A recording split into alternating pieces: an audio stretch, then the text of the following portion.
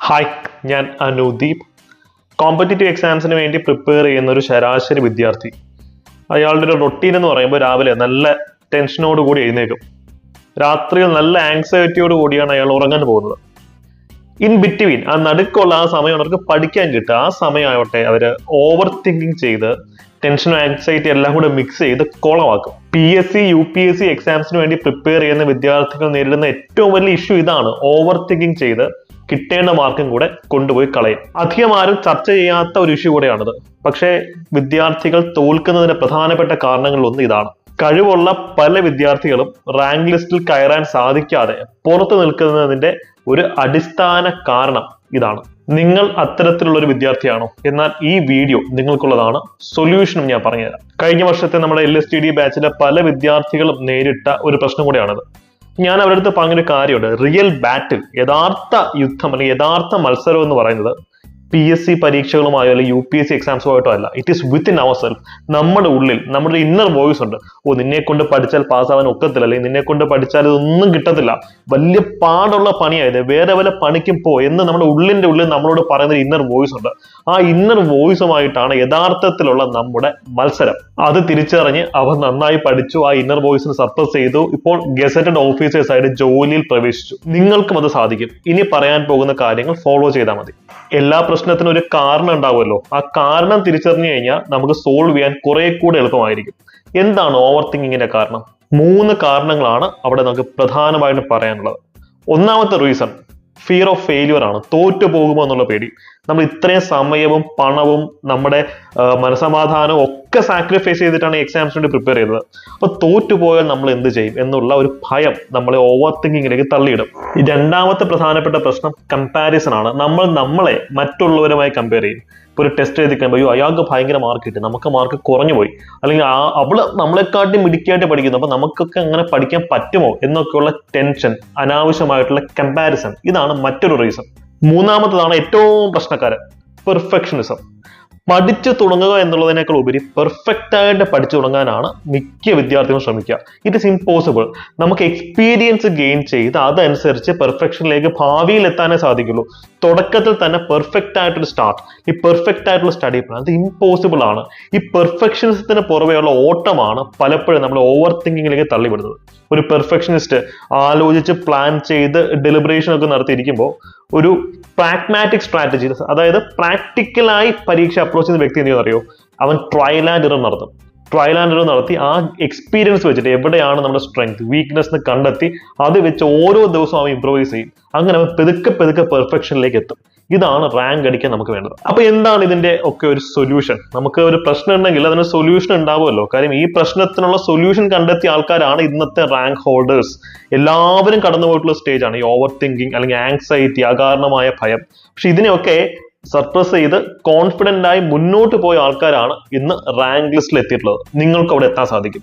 അതിന്റെ സൊല്യൂഷൻസ് ആണ് ഇനി പറയാൻ പോകുന്നത്. ഒരു പേനയും പേപ്പർ എടുത്ത് നോട്ട് ചെയ്തോ. ഒന്നാമത്തെ സൊല്യൂഷൻ എന്ന് വെച്ച് കഴിഞ്ഞാൽ അക്സെപ്റ്റ് ഇറ്റ്. നമ്മളിത് അംഗീകരിക്കണം. നമുക്ക് കുറച്ച് ഓവർ തിങ്കിങ് ഉണ്ട്, നമുക്കത് മാറ്റേണ്ട ഒരു കാര്യമാണ് എന്ന് നമ്മൾ അംഗീകരിച്ചു കഴിഞ്ഞാൽ നമുക്ക് എന്ത് ചെയ്യാൻ പറ്റും? അത് സോൾവ് ചെയ്യാൻ പറ്റും. ചില ആൾക്കാരുണ്ട്, അവർക്ക് ഈ ഒരു ഇഷ്യൂ ഉണ്ടെങ്കിലും അവരത് തുറന്ന് സമ്മതിക്കില്ല, അവരത് അംഗീകരിച്ചു കൊടുക്കില്ല. ഫസ്റ്റ് നിങ്ങൾ എന്ത് ചെയ്യാം? ഈ ഇഷ്യൂ ഉള്ളത് അക്സെപ്റ്റ് ചെയ്യാം, പിന്നെ നമുക്ക് അത് ഇംപ്രൂവൈസ് ചെയ്യാൻ പറ്റും. ഓവർ തിങ്കിങ് അകറ്റാനുള്ള ഏറ്റവും പ്രാക്ടിക്കൽ സൊല്യൂഷൻ എന്ന് വെച്ചാൽ ആക്ഷൻ ആണ്. ഈ ആക്ഷൻ ഉള്ളിടത്ത് ഓവർ തിങ്കിങ്ങിന് അധിക സമയം നിലനിൽക്കാൻ പറ്റില്ല. കാര്യം an empty mind is devil's workshop എന്ന് പറയില്ലേ. നമ്മൾ ഒന്നും ചെയ്യാതിരിക്കുമ്പോഴാണ് അനാവശ്യമായിട്ടുള്ള കാര്യങ്ങൾ ആലോചിച്ച് നമ്മൾ കുളവാക്കുന്നത്. നമ്മൾ ഫസ്റ്റ് ആക്ഷൻ എടുക്കുക. ഇപ്പൊ ഒരു ബുക്ക് പഠിക്കാൻ തുടങ്ങുമ്പോൾ അത് എങ്ങനെ പെർഫെക്റ്റ് ആയിട്ട് പഠിക്കണം എന്ന് പ്ലാൻ ചെയ്യുന്നതിന് ഒരു ആദ്യത്തെ പേജ് മുതൽ വായിച്ചു തുടങ്ങാം. അപ്പോൾ നമ്മൾ അതിൻ്റെ ഉള്ളിലേക്ക് എത്തിക്കഴിഞ്ഞു. പിന്നെ നമുക്ക് കാര്യങ്ങളൊക്കെ മനസ്സിലാക്കി കൂടുതൽ നന്നായിട്ട് പഠിക്കാൻ പറ്റും. സോ നിങ്ങൾ ആക്ഷൻ ഓറിയന്റഡ് ആവുക. ഓവർ പ്ലാനിങ്ങും ഓവർ അനാലിസിസ് നടത്തിയാൽ അനാലിസിസ് പാരാലിസിസിലേക്ക് പോകത്തേ ഉള്ളൂ. ഞാൻ ഓൾറെഡി പറഞ്ഞിരിക്കാൻ റിപ്പീറ്റ് ചെയ്യാണ്. നിങ്ങൾ ആക്ഷൻ എടുക്കുകയാണെങ്കിൽ അവിടെ ഓവർ തിങ്കിങ്ങിന് സർവൈവ് ചെയ്യാൻ ബുദ്ധിമുട്ടാണ്. കാര്യം ആക്ഷൻ ഇല്ല, ഇനാക്ഷൻ ഉള്ള സ്ഥലത്താണ് ഓവർ തിങ്കിങ് കൂടുതലും ഇങ്ങനെ ഫ്ലറിഷ് ചെയ്തങ്ങ് പോകുന്നത്. Take 1 step at A time. നമ്മൾ നടക്കാൻ പഠിച്ചത്, ജനിച്ചു, നമ്മൾ പിച്ച വെച്ച് തുടങ്ങി, 4 കാലിൽ കഴിഞ്ഞു, പിന്നെ 2 കാലിൽ നടന്നു, വീണു, പിന്നെ എഴുന്നേറ്റ്, പിന്നെ നടന്നു. അങ്ങനെ ഗ്രാജുവൽ ആയിട്ടാണല്ലോ നമ്മൾ നടക്കാൻ പഠിച്ചത്. അതുപോലെ തന്നെയാണ് എക്സാം സ്റ്റഡീസ്. നിങ്ങൾ ബേബി സ്റ്റെപ്സ് എടുത്ത് വെക്കുക. ഇപ്പൊ ഒരു ബുക്ക് എടുത്ത് വെച്ചിങ്ങനെ ഇതൊക്കെ എങ്ങനെ വായിച്ച് തീർക്കുന്ന കൺഫ്യൂഷൻ അടിക്കുന്നതിന് പകരം ആദ്യത്തെ 5 പേജ് മാത്രം ടാർഗറ്റ് ചെയ്ത് വായിക്കുക. അതിന്റെ ക്രക്സ് അറിയാം, പിന്നെ നമുക്ക് മുന്നോട്ട് പോകാൻ സാധിക്കും. മറ്റൊരു അടിപൊളി പരിപാടി ഉണ്ട് കേട്ടോ, ഞാൻ ഇപ്പോഴും ചെയ്യുന്നൊരു കാര്യമാണ്. ബ്രെയിൻ ഡംപിങ് എന്ന് പറയും. നമ്മൾ ഓവർ തിങ്ക് ചെയ്യുന്നു തോന്നുമ്പോൾ നമ്മൾ എന്ത് ചെയ്യുക, അത് എഴുതുക, ഒരു ബുക്ക് എടുത്ത് വെച്ചിട്ട് അത് എഴുതുക. നമ്മൾ എന്താണ് ഓവർ തിങ്ക് ചെയ്യുന്നത്, നമുക്ക് അത് എഴുതി കഴിയുമ്പോൾ നമുക്ക് അതിനെ പുറത്ത് നിന്ന് ഡിറ്റാച്ച് ചെയ്ത് ഒബ്സർവ് ചെയ്യാൻ സാധിക്കും.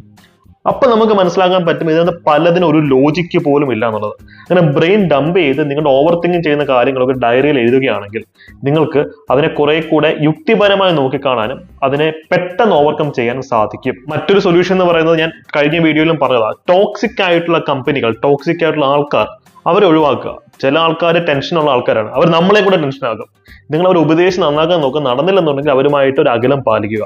കാര്യം അവരുടെ ഇമോഷണൽ ബാഗേജ്, അവരുടെ ഇൻസെക്യൂരിറ്റി, അവരുടെ ടെൻഷൻ, സ്ട്രെസ്സും ഒക്കെ നിങ്ങളിലേക്കും പകരം. ഇതൊരു വൈറസ് പോലെ പകർച്ചവ്യാധിയുള്ള സംഭവമാണ് ഈ ഓവർ തിങ്കിങ്, ആങ്സൈറ്റി എന്നൊക്കെ പറയുന്നത്.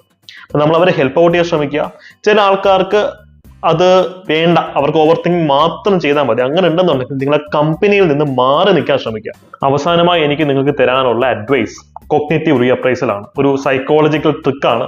ഞാൻ അതിൻ്റെ ഒരു വീഡിയോ ഓൾറെഡി ചെയ്തിട്ടുണ്ട്. ഞാൻ ഈ വീഡിയോയുടെ അവസാനം ആ വീഡിയോ പ്ലേസ് ചെയ്യാം, അതൊന്ന് കണ്ടു നോക്കാം. നമ്മൾ നമ്മളോട് സംസാരിക്കുന്ന രീതി, നമ്മൾ നമ്മളോട് കാണിക്കുന്ന മനോഭാവം, അതൊക്കെ ഒന്ന് മാറ്റുകയാണെങ്കിൽ വളരെ മാജിക്കലായിട്ട് തന്നെ നമുക്ക് സ്റ്റഡീസിൽ ഫോക്കസ് ചെയ്യാൻ പറ്റും.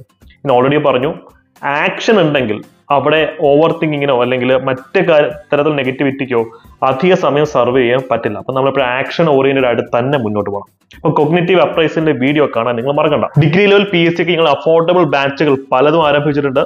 Company board assistant, excise inspector, university assistant പോലെയുള്ള പരീക്ഷകൾക്ക് നിങ്ങൾക്ക് പ്രിപ്പയർ ചെയ്യാനായിട്ട് അഫോർഡബിൾ ഫീസ് സ്ട്രക്ചറിൽ നിങ്ങൾക്ക് ഇന്ന് തന്നെ ജോയിൻ ചെയ്യാം. 10th +2 ലെവൽ പരീക്ഷകൾക്കും വളരെ ചെറിയൊരു ഫീസിൽ തന്നെ നിങ്ങൾക്ക് ബാച്ചുകൾ ലഭ്യമാകുന്നതാണ്.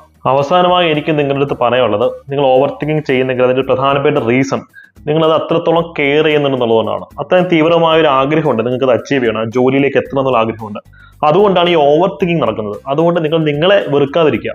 ഈ ഒരു കാര്യങ്ങളൊക്കെ വെച്ച് നമ്മൾ അതിനെ ഓവർകം ചെയ്യാൻ മാത്രം ശ്രമിച്ചാൽ മതി. ഒരിക്കലും ഭയം നിങ്ങളുടെ ഭാവിയെ ഡിക്റ്റേറ്റ് ചെയ്യാൻ അല്ലെങ്കിൽ നിയന്ത്രിക്കാൻ അനുവദിക്കരുത്. എല്ലാവരും ഭയമുള്ള ആൾക്കാരാണ്, പക്ഷെ അതിനെ മുകളിലായിരിക്കണം നമുക്ക് ജയിക്കാനുള്ള അതിതീവ്രമായ ആഗ്രഹം. ഈ മെസ്സേജ് നിങ്ങൾ നിങ്ങളുടെ ഒരു സുഹൃത്തിന് കൂടെ ഷെയർ ചെയ്ത് കൊടുക്കുക. ഓവർ തിങ്കിങ് എന്ന് പറഞ്ഞ ഈ പ്രശ്നം നമുക്ക് നമ്മുടെ ലേണിംഗ് എക്കോസിസ്റ്റത്തിൽ നിന്ന് തന്നെ എലിമിനേറ്റ് ചെയ്ത് കളയണം. അതിന് നിങ്ങൾ ഓരോരുത്തരുടെയും ഹെൽപ്പ് ഞങ്ങൾക്ക് വേണം. ഇതൊരു കമ്മ്യൂണിറ്റിയാണ്. കമ്മ്യൂണിറ്റി ബിൽഡിങ്ങിൽ നിങ്ങൾ ഓരോരുത്തരുടെയും സപ്പോർട്ട് ഞങ്ങൾ പ്രതീക്ഷിക്കുന്നുണ്ട്. So all the best.